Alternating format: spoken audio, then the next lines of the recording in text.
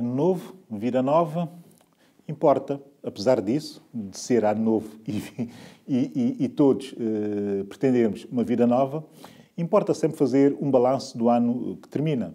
Hoje vou fazer 4 destaques em áreas diferentes, sem nenhuma ordem prévia: economia, política, cultura e diáspora.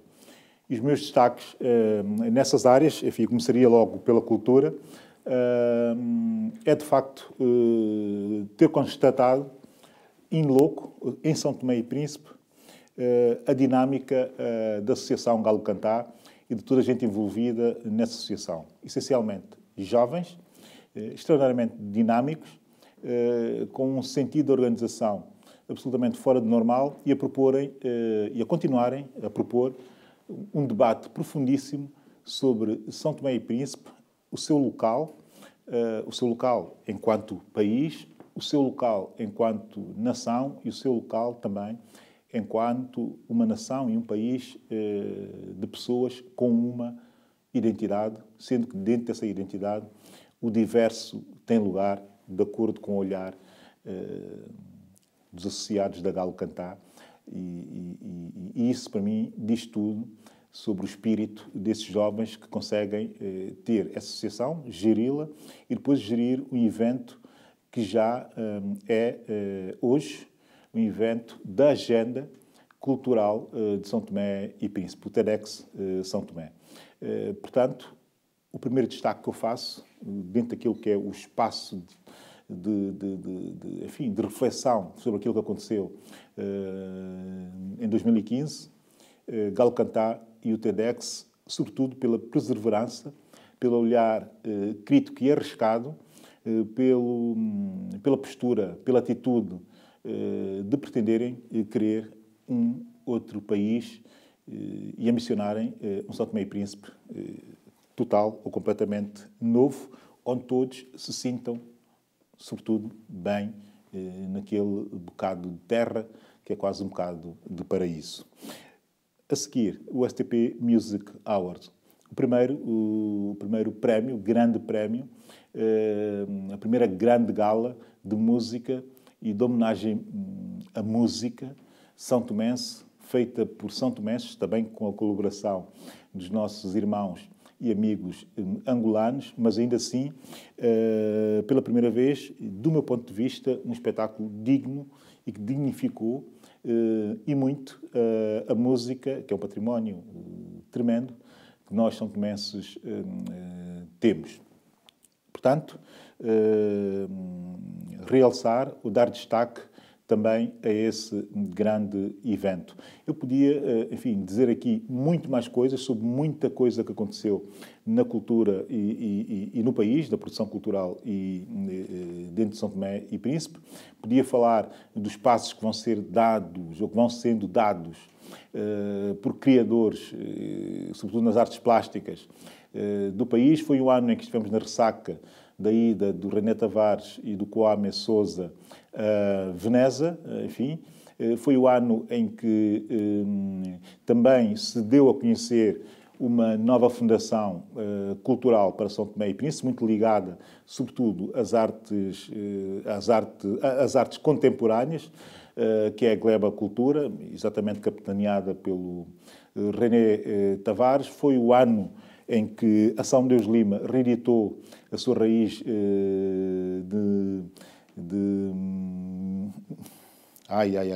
raiz de Micondó, peço desculpas.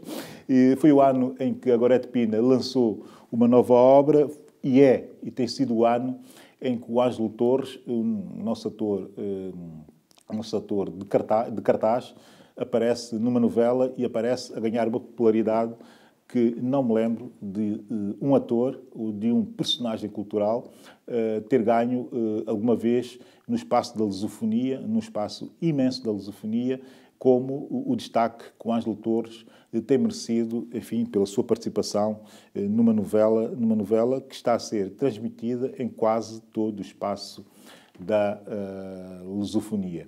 Portanto, do ponto de vista cultural, estou aqui a referir-me sobretudo e muito a aspectos quase que disseminados daquilo que eu concebo como sendo expressão cultural. A reflexão é, obviamente, uma expressão cultural.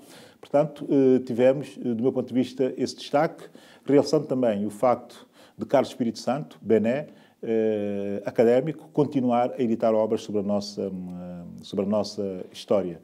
Este ano foram 3 de grande vulto que eu me lembro. Só podemos pedir e desejar que ele continue a produzir história são-tomense para que tenhamos uma memória sobre aquilo que foi, obviamente, o nosso passado, fixarmos nisso e não nos esquecermos de, sempre possível, ir lá atrás, ler a forma como os outros olham para aquilo que foi feito pelos são-tomenses anos atrás. Passo a diáspora. Uma série de destaques pessoais, destaques de organização, destaques de iniciativa. Começaria logo por destacar a expoente, ou a exponente, aliás, peço desculpa, expoente não, a exponente ascensão da Roseline Silva e da sua marca de roupas. Eu acho que aqui está mais um caso de como uma são-tomense consegue chegar a um patamar, ao patamar máximo, agora neste final do ano, que é poder vestir uma figura internacionalizada ou globalizada como é a Marisa Fadista.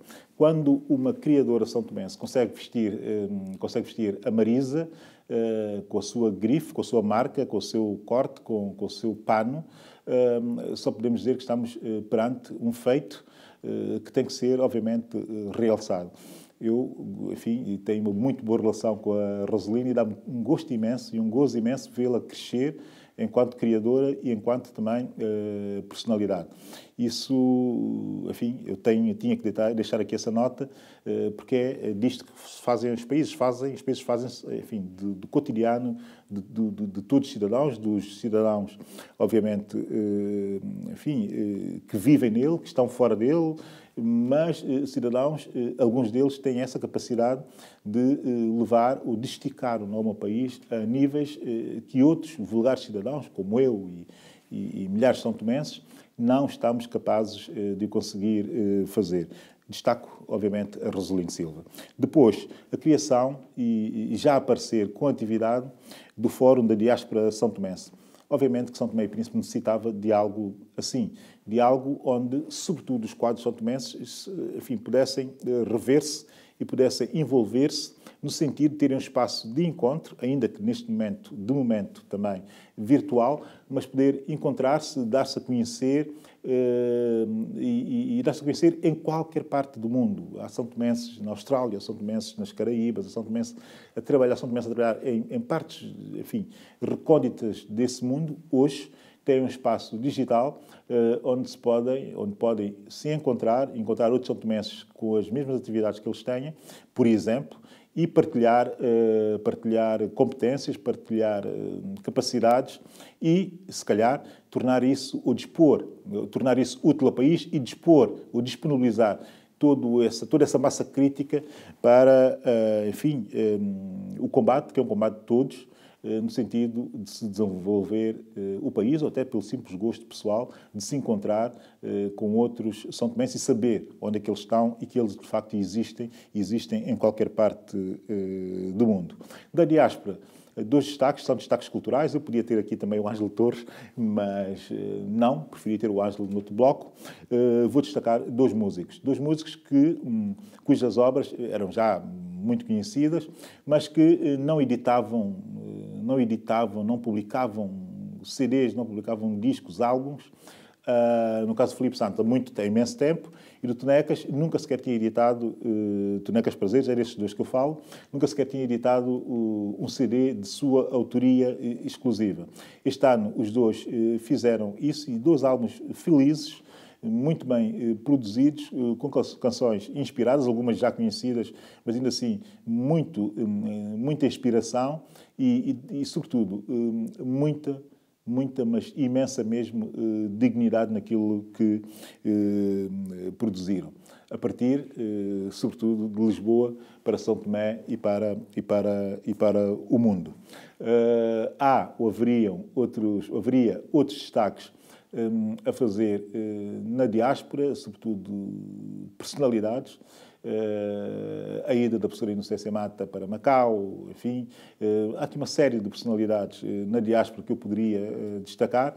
Vou-me ficar por esses, porque merecem, enfim, um especial carinho e mereceram, sobretudo, um especial acompanhamento da minha parte. Quanto à economia, passámos já ao outro bloco. Um ano, do meu ponto de vista, estranho. Em termos de informação económica e de dados económicos, São Tomé e Príncipe mantém enfim, dados muito semelhantes aos dados do ano anterior. No índice Doing Business, começaria logo por aqui, tivemos uma queda que não significou, tivemos uma queda de 1 ou 2 lugares que não significou perda de pontuação, pelo contrário, aumentamos a pontuação, mas caímos 1 ou 2 lugares. O mesmo aconteceu também com o índice Mo Ibrahim, esse não tão económico, mas que mistura economia e índice de desenvolvimento humano. Começaria por aí, porquê? Porque a marca, ou o marco, do meu ponto de vista, deste ano que está a terminar, foi efetivamente o Step-In em Londres, que aconteceu em outubro, por iniciativa do atual governo são tomense. Uma tentativa, como nunca antes tinha feito, de divulgar o país e um projeto de governação.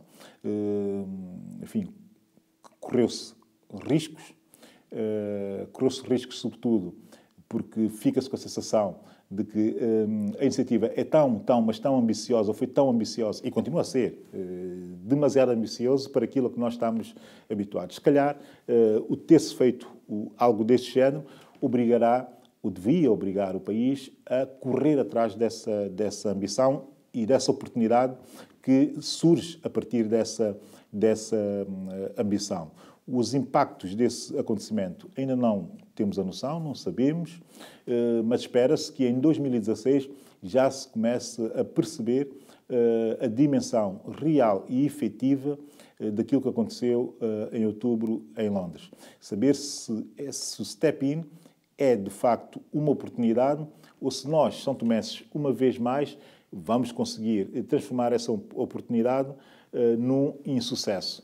Eu quero apostar, e espero que assim seja, quero apostar que os são tomenses saberão dar uma resposta positiva a esse desafio, a essa ambição, e que o Governo terá sensibilidade para perceber que este é o momento de envolver as poucas competências que o país ainda tem, envolvê-las e estimulá-las no sentido de poderem disponibilizar-se para que esse momento, que foi um momento deste Governo, já ninguém o pode tirar, mas que seja, de facto, um momento para o país. Um momento que possa ser, o que todos possam sentir que também é um momento bom para o país, que é uma oportunidade boa para o país.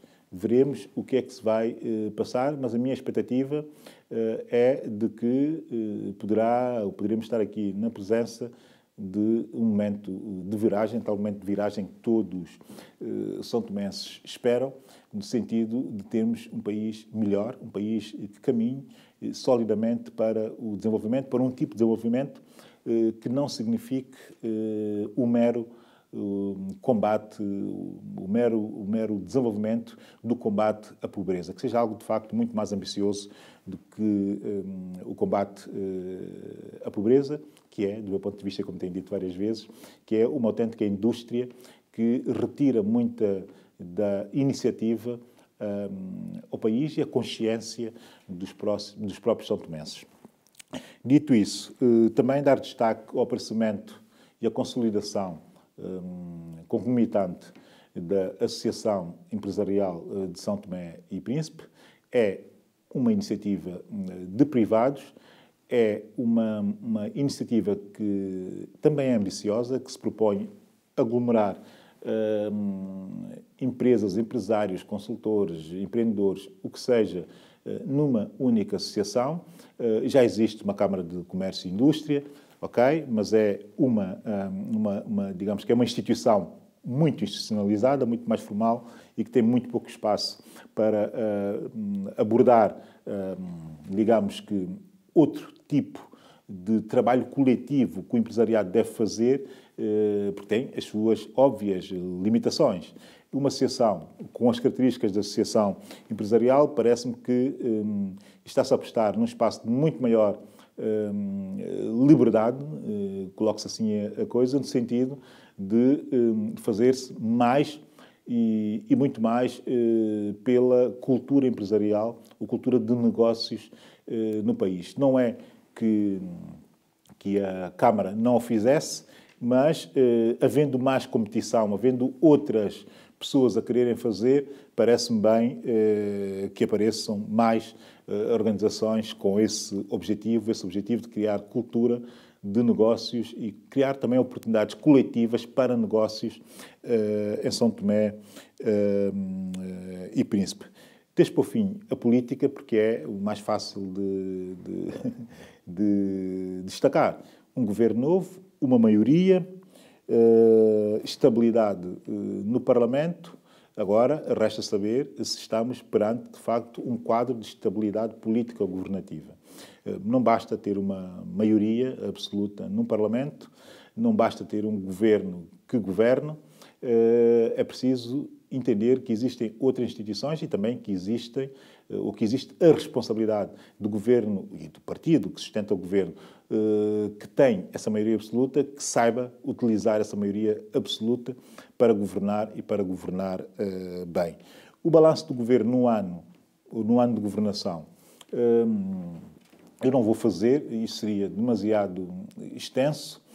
Se calhar, em próxima oportunidade, aqui na STP-TV, convidarei outros são tomenses para comigo fazermos esse balanço, mas deixo duas notas, sobretudo.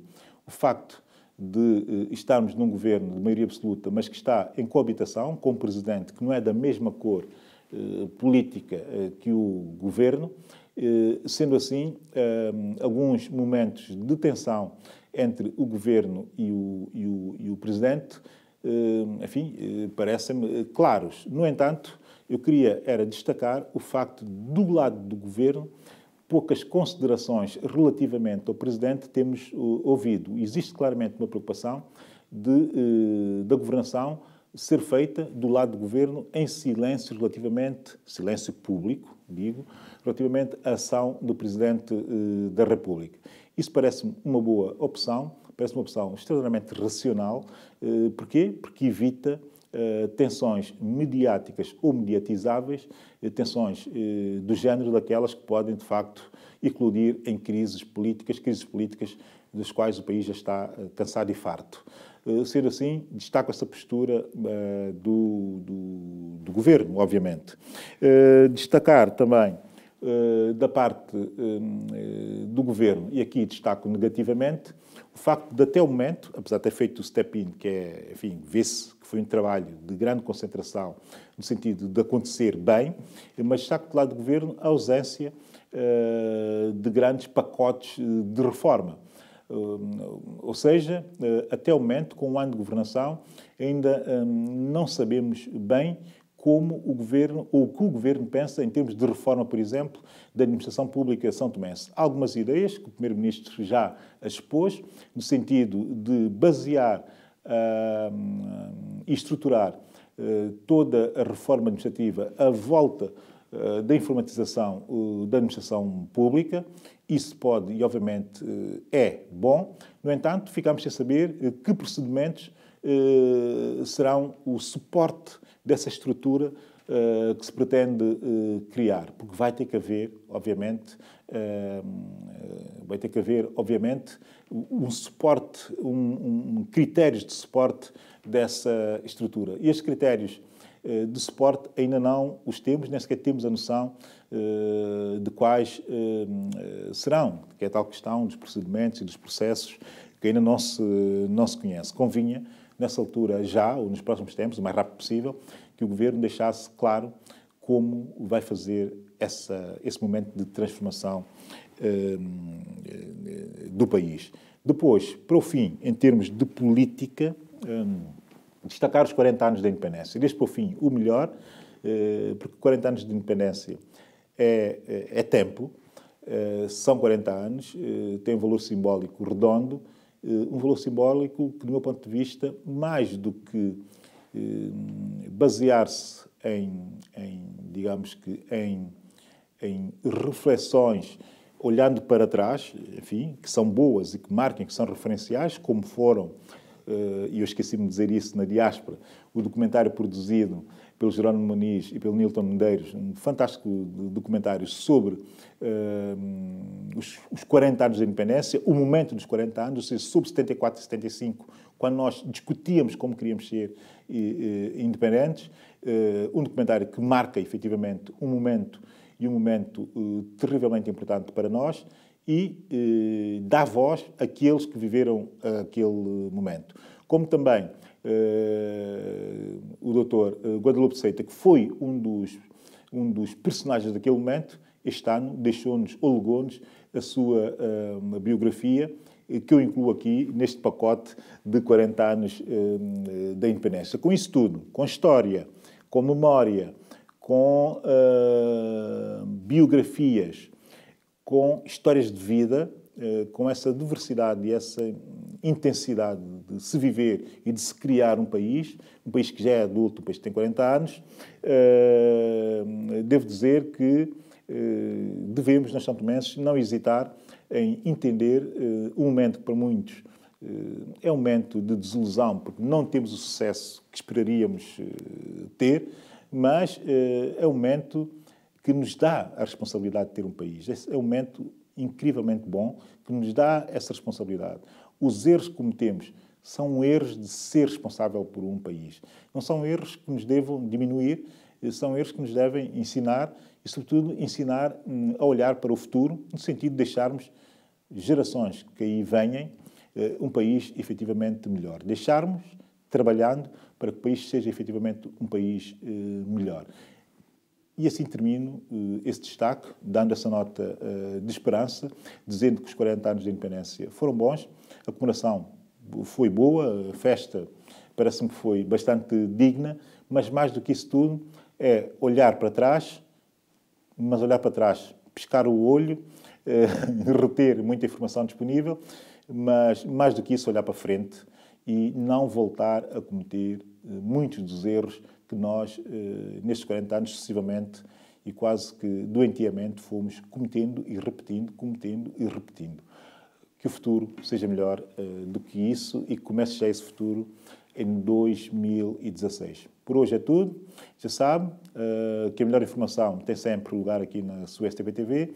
Volto a desejar-lhe um feliz 2016. Eu sou o Abílio Neto e esta é a STP-TV, a sua nova televisão.